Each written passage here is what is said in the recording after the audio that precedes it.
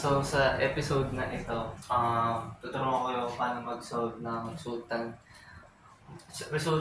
and yung location niya kapag triangular loads ang binibigay. So, paano ba natin i-solve?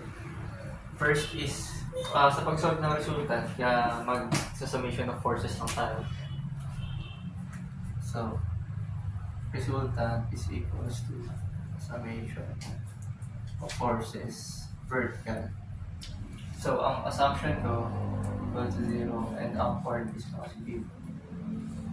So, kapag ganyan, triangular, yung triangular ng left side and yung triangle ng right side, yung area lang niya. So, sa left side is 1/2 and base natin is 4. Height natin is yung 42. Positive siya, negative siya kasi ang load natin is downward. Tapos minus yung sa right side. Minus siya kasi downward din yung location, yung load natin sa right side. So, area lang din ulit ng triangle sa right side, which is 1/2, yung base natin na 9 and yung height natin na 42. So, ang resultant natin dito ay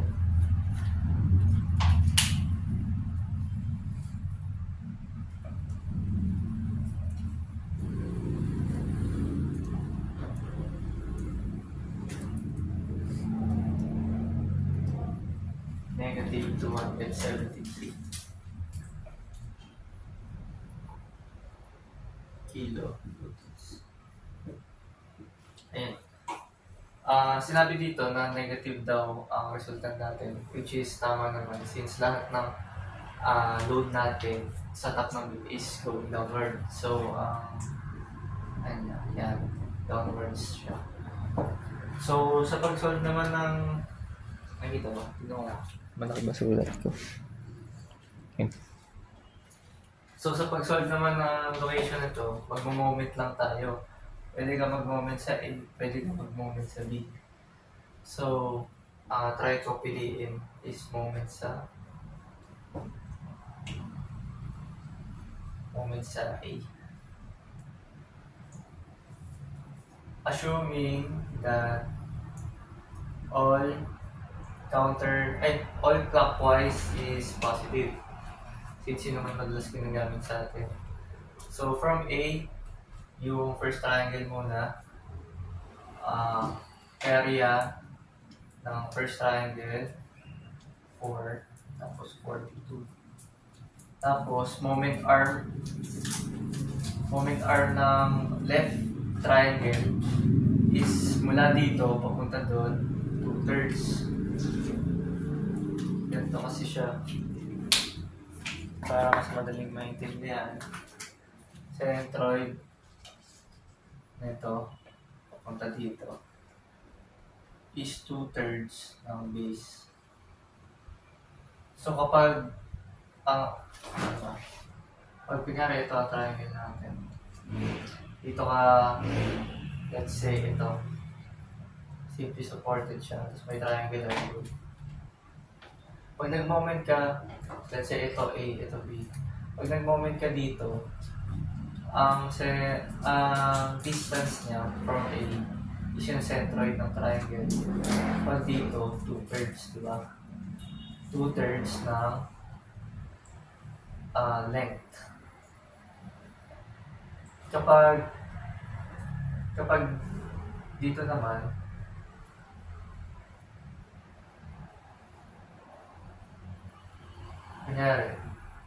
kunyari ito, nag-moment ka sa A.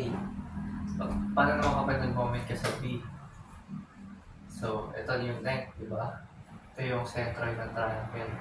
So, hindi na siya, yung centroidal distance niya from a point, hindi na 2/3 kasi dito ang 2/3 eh. 2/3 to. So, kapag dito ka nag-moment naman, ito naman ay 1/3 ng length.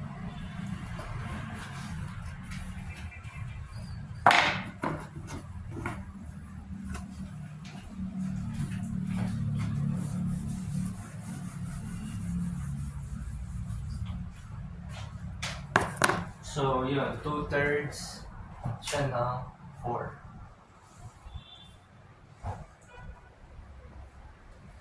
Then, since clockwise positive, yung ikot niya, pag ganun, bababa din dito. So, positive siya. Pagdating naman dito, sa, dito naman sa right side ng triangle, positive, 1/2. Base niya, 9. Height niya, 42. Tapos, centroidal distance niya, since dito ko naman, ito naman siya, di ba? Di ba, ito, 1/3 ng triangle, 1/3 ng length. Plus, ito naman, papuntang 4. So, 1/3 ng 9 plus 4. So, ang moment sa A natin ay 4. 2/3 na 4 plus 1.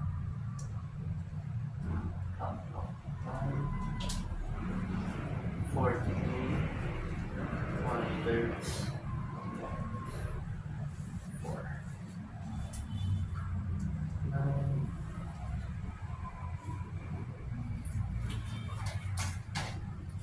1,547 per meter. Kasi kaya siya pinili per meter. Ito yung ano natin, force times distance, di ba? Kapag moment kasi, formula niya force times distance. So kung ang unit ng force ay kilonewton, ang unit ng distance ay meters. So, ang unit niya is kilonewton meters. Yun lang naman siya. So, yun. Location ng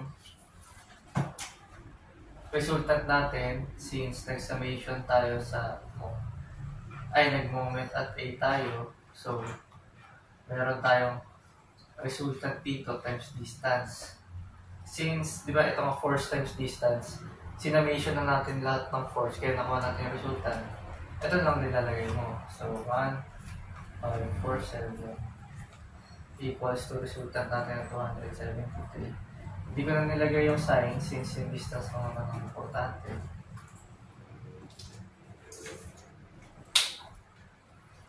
So, 1,547 5.67 meters. So, pwede naman kayo din mag-moment from A, mababaliktad lang itong moment equation natin. And iba rin ang itsura nito. Pero, kapag kunyari moment at B ka, kapag pag na-solve mo yung location, syempre iba rin yung lalabas na location doon. Kunyari, dito. Ito kasi, moment at A.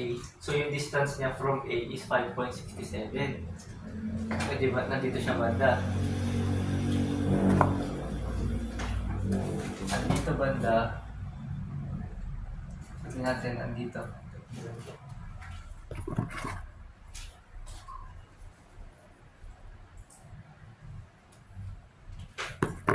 Andito banda yung resultant natin. So, 5.6.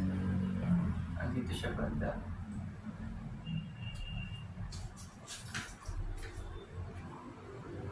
No.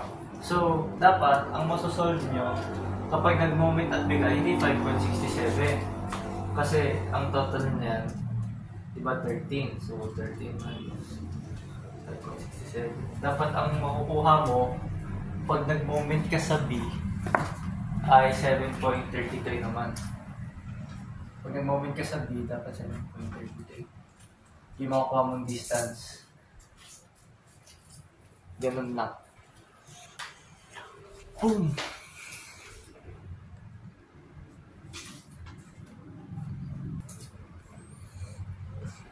So, another problem sa pag-solve ng triangular loads is pag ito naman magkaiba naman siya.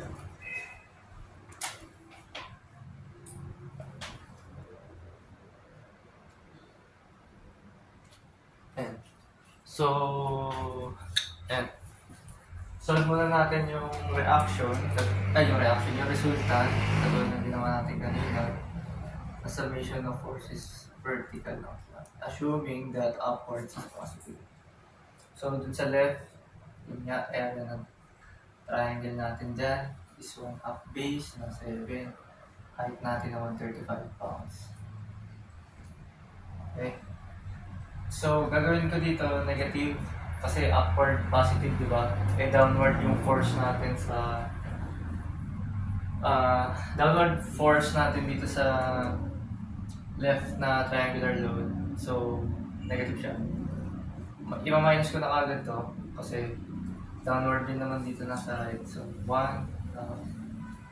7 inch ulit. Height natin na 150.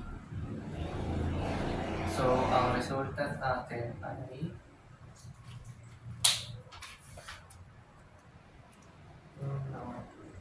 base minus 1 base. Nakuha ko ay negative 997.5 pounds. So, then, para makuha natin yung equation, mag-summation of moment lang tayo. So, summation of moment, force times distance lang ang formula. Mag-summation of moment ako sa, sabihin natin ito ay A, ito ay B. Try natin mag-summation of moment sa B. Let's say, yung ulit, positive. So, moment at B tayo. So, ang rotation natin is clockwise. Ang mangyayari is negative 1/2 base 7 height 150. Moment arm, since dito yung triangle natin, ito yung moment arm, 1/3 to. 1/3 ng 7. Then, dun sa papunta dito naman, minus ulit. Minus, kaya na ko ba? 1/2 base height na 135. Moment arm. Since from here to dito naman tayo, di ba ito nga ay 1/3, ito ay 2/3. So, ito naman 2/3 naman. 2/3 naman ng base. Since 7, 2/3 ng 7 siya, plus yung direction na mapupunta sa B, so plus lang natin. So, moment at B is equals to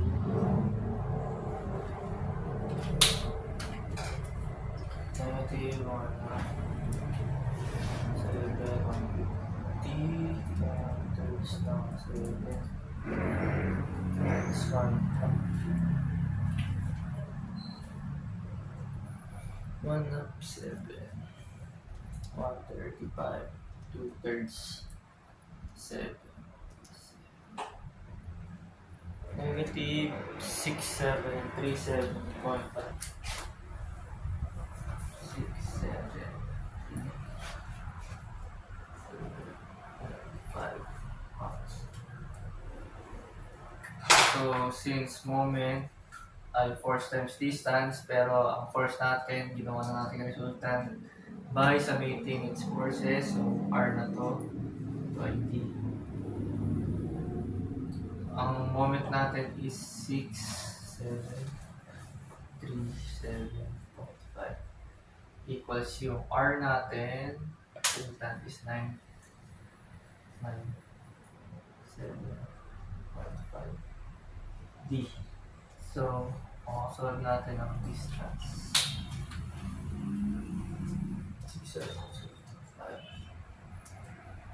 997.5 6.75.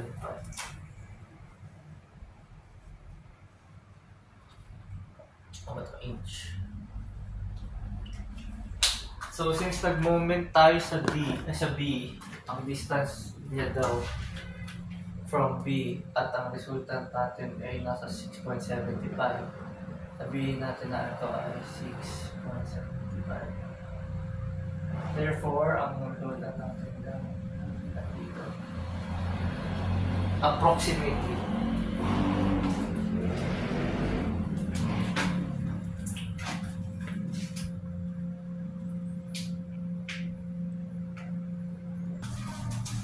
Hindi pala ako recording while tinuturo. Pero eto ang tamang solution. Drop a comment na lang if may questions.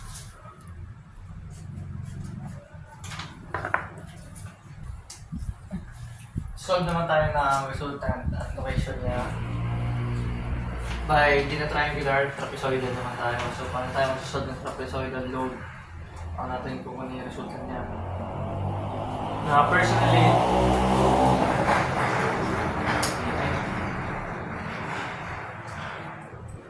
ginagawa ko, kinakat ko itong load since trapezoidal siya. Di ba may makikita tayo? Okay, kakat ko dito.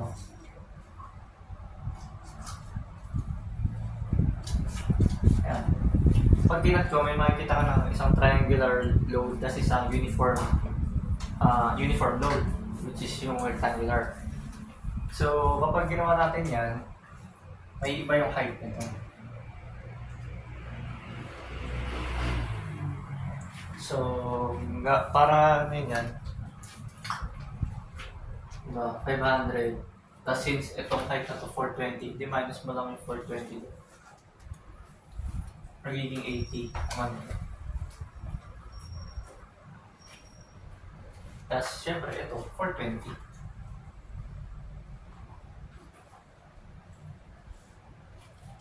Ngayon pansinin sa drawing na hindi siya proportionate, pero ganyan magandang gawin. Kita ba?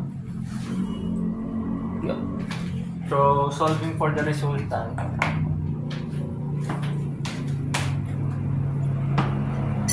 Since summation of forces lang, so vertical tayo. Tapos, assuming that upward is positive. So, una yung triangle muna. Negative natin, since downward siya. 1/2, base na 9. Height natin yung 80. Minus ulit. Since uniform load siya, area lang na rectangular. So, base times height. 9 by 420.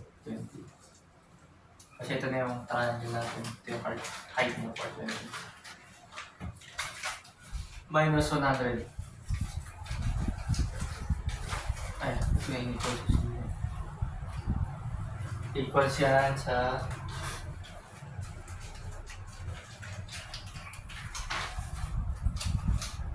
One 80 minus 420. Right, 420 minus. Ito pa. 1.5. 9.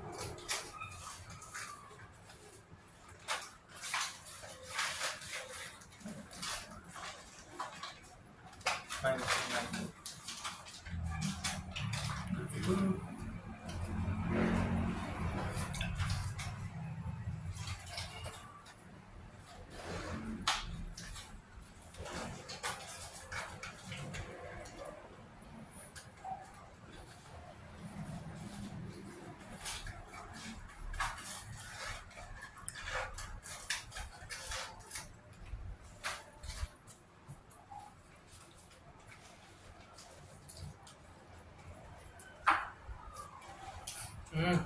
Kaya pala, wala akong negative.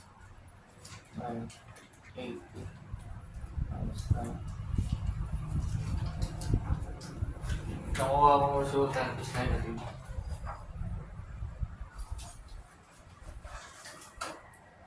Box. So, summation of moment para mahanap yung equation. Pwede ako mag-moment sa A. Para andun na yung load natin mas malapit na. Ano tayo? Clockwise positive. So, from A, unahin natin yung triangle. 1/2, positive na yan, same direction sila ng movement, ng rotation. Baseline.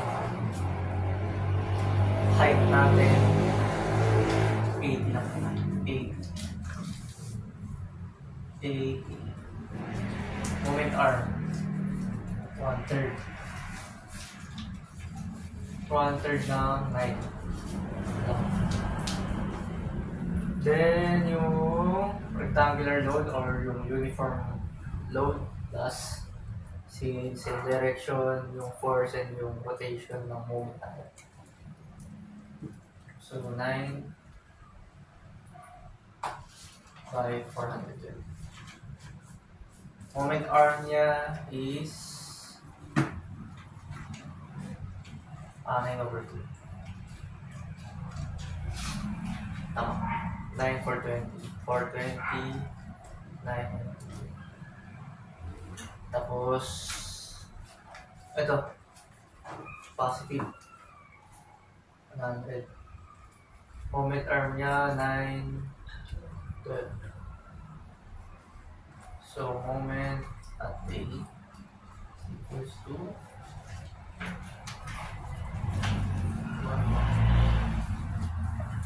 base height 1/3.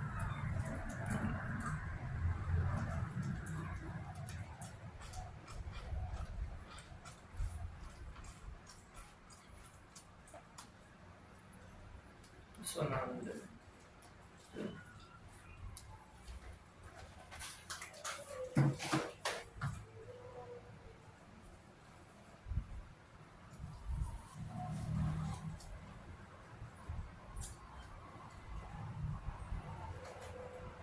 Allocation moment is resultant times distance. So 19 to 190 equals to resultant ng 400 to 140.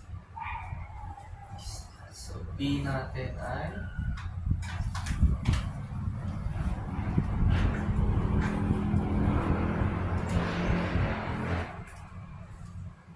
4.5 each. So, since nag-moment tayo sa A, nandito lang banda yung resultant natin. Gawin natin natin. Gawin natin dito lang yung resultant natin.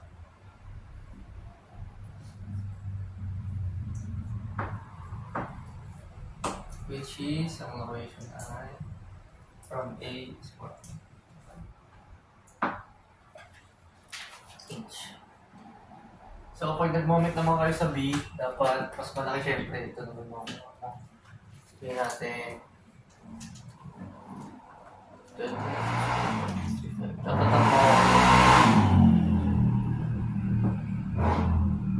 dapat ang makakuha nyo sagot sa distance pag nag-moment kayo sa B ay 7.5. Yun lang.